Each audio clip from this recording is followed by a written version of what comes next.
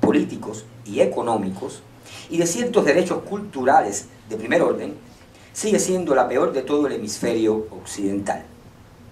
En los últimos 6 años, el gobierno ha adoptado una táctica de represión política de bajo perfil sobre la base de arrestos sistemáticos por varias horas o pocos días, amenazas y otras formas de hostigamiento contra los activistas de la oposición.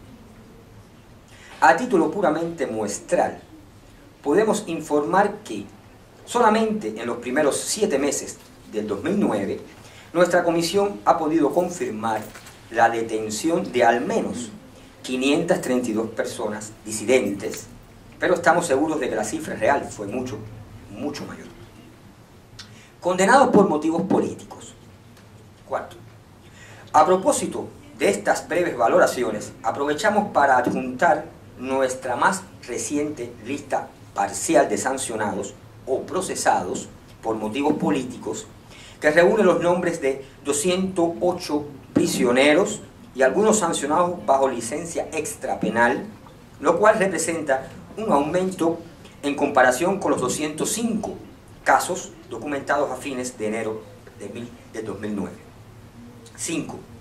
Este aumento en el total de personas bajo condenas por razones políticas significa un repunte negativo que contrasta con la tendencia dominante en las últimas 2 décadas, cual ha sido la gradual pero sostenida disminución del total de ciudadanos condenados por motivos políticos. 6.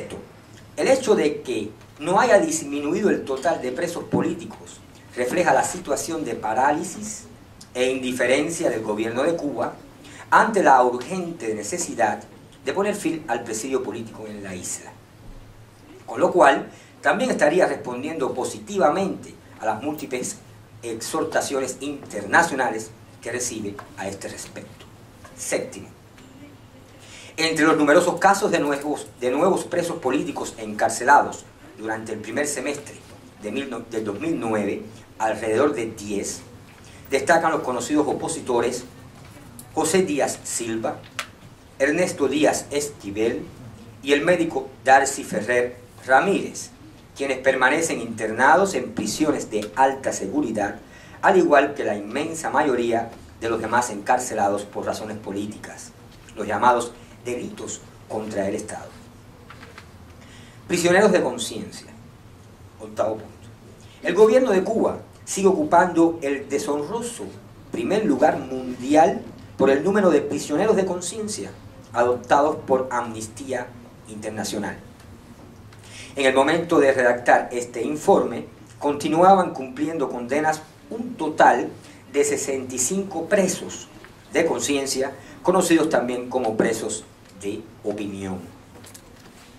En esta categoría, el total de condenados disminuyó en una persona debido a la liberación y salida del país del abogado disidente Mario Enrique Mayo, quien estaba condenado a 20 años de prisión, pero recibió una licencia extrapenal por enfermedad en diciembre de 2005. Criminalización de derechos fundamentales. No apreciamos una perspectiva de cambio positivos, al menos a corto plazo, en cuanto a la pésima situación de los derechos civiles, políticos y económicos que prevalece en Cuba. Durante los últimos 3 años de sucesión y cambios burocráticos, no se ha introducido ninguna mejora en ese campo, y ello pone de relieve el carácter esencialmente continuista del proceso sucesorio. El vigente Código Penal, de naturaleza stalinista, continúa criminalizando el ejercicio de elementales derechos civiles, políticos y económicos, entre ellos los que consagran las libertades de asociación, opinión, reunión, prensa, información, movilidad dentro del país y hacia o desde el extranjero, manifestación, huelga, organización de sindicatos o partidos políticos legales, etcétera, etcétera. Derechos civiles y espionaje. Punto 11. La Declaración Universal de Derechos Humanos proscribe la injerencia en la vida privada, la correspondencia u otras formas de comunicación humana.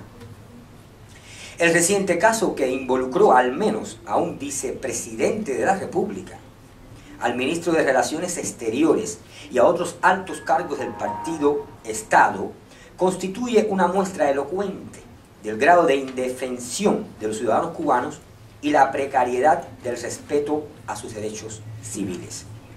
Si estos integrantes de la alta nomenclatura fueron sometidos a espionaje electrónico, presumiblemente sin orden judicial, como suele hacerse en casi todos los casos, ¿qué puede esperar la ciudadanía en cuanto a su derecho?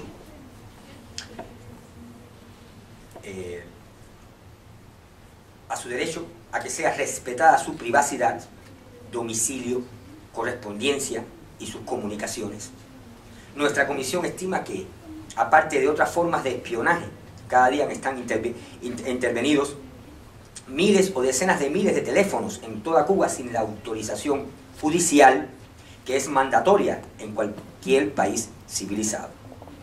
Una situación análoga prevalece en cuanto a la correspondencia ordinaria, especialmente la que tiene que ver con el extranjero. Los derechos humanos y las relaciones internacionales del gobierno de Cuba. Punto 13. Debido a que el gobierno de Cuba actúa como un verdadero paria internacional, todas las exhortaciones e iniciativas encaminadas a alentarle para que mejore la situación de derechos civiles, políticos y económicos han fracasado. 14. En el seno de la Unión Europea, debido a la pertinaz influencia del gobierno de España, sigue prevaleciendo una política de virtual apaciguamiento en relación con la dictadura totalitaria que impera en Cuba. Y el último punto, el 15. El movimiento de derechos humanos y pro-democracia al interior de Cuba necesita de una posición más enérgica de parte de la comunidad de naciones y fuerzas democráticas que se manifieste en una clara reclamación al gobierno de Cuba para que respete normas universalmente consagradas en materia de derechos civiles, políticos, económicos y culturales. Elizardo Sánchez Santa Cruz, portavoz de la Comisión Cubana de Derechos Humanos y Reconciliación Nacional. Muchas gracias.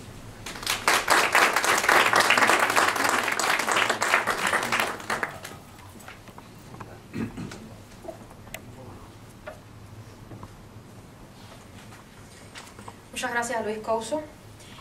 La primera sesión de nuestro seminario, Los actores pro democracia en la sociedad civil y la situación de los derechos humanos en Cuba, concluye de esta manera, pero no sin antes un punto final muy importante para todos y seguramente interesante.